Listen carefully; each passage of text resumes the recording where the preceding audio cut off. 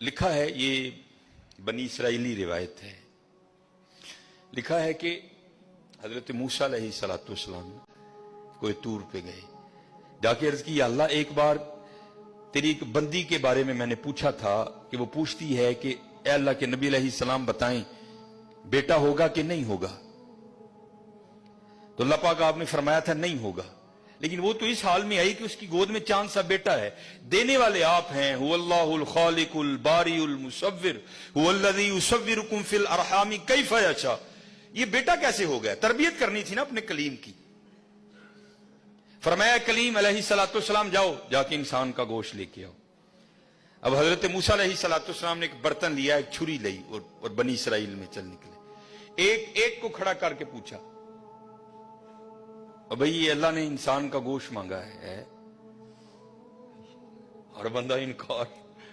چلو کوئی بیل ہوتا، کوئی گائیں ہوتی، کوئی بکرا ہوتا تو سوچا جا سکتا تھا، لیکن اپنا گوشت دینا ہے تو بہت مشکل کام تھا، سب نے انکار کر دیا۔ مختصر حضرت موسیٰ علیہ السلام واپس آ رہے تھے تو ایک درویش بیٹھا تھا، حال مست، کوئی اسے دائیں بائیں خزاں بہار گرمی سردی کی ہوش نہیں تھی، وہ مست تھا، وہ محو تھا، اور زبان پر ایک ہی لفظ تھا، اللہ اللہ اللہ۔ آپ رک گئے، فرمایا چلو حجت ہو جائے گی، اس سے بھی پوچھ لیتا ہوں۔ آپ علیہ السلام نے فرمایا اوے ملنگا، اللہ پاک نے انسان دا گوشت منگے ہے، کسی نے نہیں دیتا، تیرا کی پروگرام؟ لکھا ہے جس کا مفہوم ہے کہ بازو آگے کر کے عرض کرتا ہے حضور لا لو۔ آپ بڑے حیران ہوئے، آپ نے کہا خود ہی اتار دے، اس نے اتار دیا۔ آپ جب جانے لگے نا تو پھر عرض کرتا ہے حضور ٹھہر جاؤ، آپ ٹھہر گئے۔ فرمایا ہاں۔ عرض کرتا ہے حضرت میں تے باندھا لا کے دیتا ہے، ہو سکتا ہے اللہ نے گردن نہ منگیا ہوئے۔ صاحب سب کا ایک۔ آپ نے فرمایا اتار دے، جانے لگے تو پھر عرض کرتا ہے حضور ٹھہر جائیو، آپ پھر رک گئے۔ عرض کرتا ہے حضور باندھا تون دا دیتا ہے کہ اللہ پاک نے گلاں دا نہ منگیا، اے بھی لے لو، اتار دی۔ جانے لگے پھر عرض کرتا ہے حضور ٹھہر جاؤ، کہیں اللہ نے سینے کا نہ مانگا ہو، وہ بھی اتار دیا۔ پھر جانے حضور ٹھہر جاؤ، کتے اللہ نے ٹھڈ دا نہ منگیا ہے۔ پھر جانے حضور ٹھہر جاؤ، کتے اللہ نے پٹاں دا نہ منگیا ہے۔ پھر حضور ٹھہر جاؤ، کتے اللہ نے پنڈلی دا نہ منگیا ہے۔ پہلے دینے کو کوئی تیار نہیں تھا، ایسا عاشق ملا سارا کچھ ہی اتار کے دے دیا۔ صاحب سب کا ایک ہے۔ حضرت موسیٰ علیہ السلام نے گوشت لیا، کوئی طور پر حاضر ہوئے، پوچھا کلیم کیا بنی؟ عرض کی یا اللہ پہلے کو دینے کو تیار نہیں تھا، ایسا دیوانہ ملا سارا کچھ ہی اتار کے تیرے نام پہ دے دیا۔ اللہ پاک نے فرمایا کلیم، اس نے پوچھا تھا، آپ نے آ کے مجھ سے پوچھا، میں نے کہا نہیں ہوگا، چلی گئی۔ لیکن جب آپ کی بارگاہ سے اٹھ کے گئی تو گھر نہیں گئی۔ یہی دیوانہ جس نے میرے نام پہ سارا کچھ دے دیا، اس کے پاس آئی اور دعا کے لیے کہا اب خود بتاؤ اگر ایسا دیوانہ میری بارگاہ میں جھولی پھیلا دے تو اس کو کیسے انکار کروں؟ مجھے بتائیں اللہ تعالیٰ نبیوں کو دنیا میں کیوں مبعوث کرتا ہے؟ تاکہ رول ماڈل ہو، ورنہ اللہ تعالیٰ کے ساتھ جو غلط عقیدے لوگوں نے وابستہ کیے ہیں نا، کیے پوری نیک نیتی کے ساتھ ہیں اور اللہ کی محبت میں کیے ہیں، لیکن رول ماڈل اگر نہیں ہوگا تو ہر شخص اپنا عقیدہ بنا لے گا۔ اب یہ قرآن میں سورہ الاعراف میں آیا کہ حضرت موسیٰ علیہ السلام اپنے ساتھیوں کے ساتھ ایک جگہ سے گزرے، کچھ لوگ بتوں پہ اعتکاف کیے ہوئے تھے، آیت نمبر 138 میں، تو انہوں نے کیا کہا؟ حضرت ہمارے لیے بھی آپ ایک بت مقرر کر دیں اللہ کا کہ ہم بھی تھوڑا دھیان کر لیں۔ تو یہ اللہ کی نفرت میں انہوں نے کہا تھا کہ اللہ کی محبت میں؟ تو اگر پیغمبر کا دامن کرم ہاتھ میں نہ ہو پھر یہ نتیجہ نکلتا ہے۔ اور حضرت موسیٰ علیہ السلام کے وہ صحابہ تھے، کوئی یہ نہیں کہ ان کے مرنے کے 1400 سال بعد کوئی بندہ آیا تھا، ان کی موجودگی میں یہ کر رہے ہیں۔ حضرت موسیٰ علیہ السلام کو غصہ آیا، انہوں نے کہا کہ اے اللہ میں اس جاہل قوم سے تیری پناہ میں آتا ہوں۔ اندازہ کریں،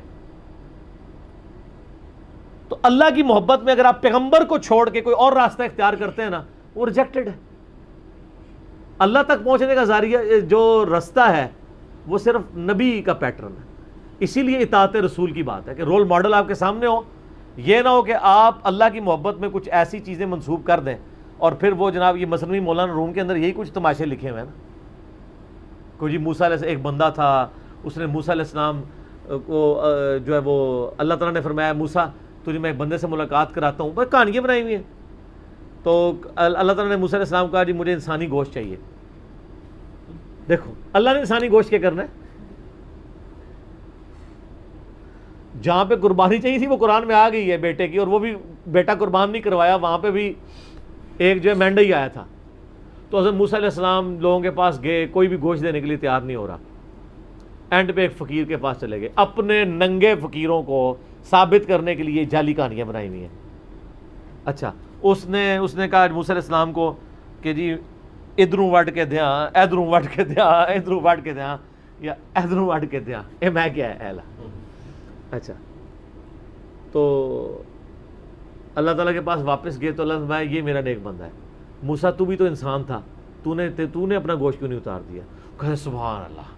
ان کو پتہ ہی نہیں ہے کہ اگر اس نانگے نے موسیٰ کو دین سکھانا ہے تو یہ فیلئر کس کا ہے، موسیٰ علیہ السلام کا یا اللہ کا؟ موسیٰ کا استاد کون ہے؟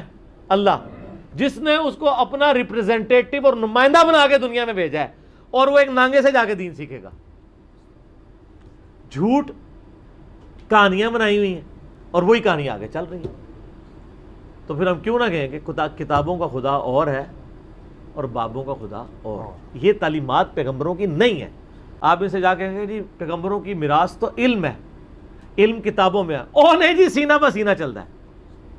قرآن میں کہاں ہے سینہ بسینہ؟ قرآن میں آیا قل رب زدنی علما. اے نبی آپ بھی دعا کیا کریں اللہ میرے علم میں اضافہ کر دے، میرے عشق و سرور میں، میرے وجدان میں. ایسا کوئی دعا نہیں. حضرت آدم کو جو سجدہ کیا تھا وہ عشق و سرور میں کیا تھا یا علم کی فضیلت کی وجہ سے؟ پھر سورہ الزمر میں آیا قل هل يستوي الذين يعلمون والذين لا يعلمون انما يتذكر اولو الالباب. اے نبی فرما دو علم والے اور بغیر علم والے برابر نہیں ہو سکتے. نصیحت تو نہیں حاصل کرتے مگر عقل والے، چلے نہیں. اور یا وہ کہتے ہیں عقل دے چلے عشق دے چلے نمبر رہ گئے، عقل والے اونجی عمرہ گالیاں. یہ عقل والا کس کو کہہ رہے ہوتے ہیں؟ پیغمبروں کے ماننے والوں کو.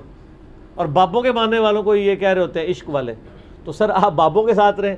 ہماری دعا ہے کہ آپ کا حشر آپ کے بابوں کے ساتھ ہو، اور اپنے لیے دعا ہے کہ ہمارا حشر نبی صلی اللہ علیہ وسلم ان کے صحابہ اور اہل بیت کے ساتھ ہو. آمین ثم آمین. ٹھیک ہو گیا جی.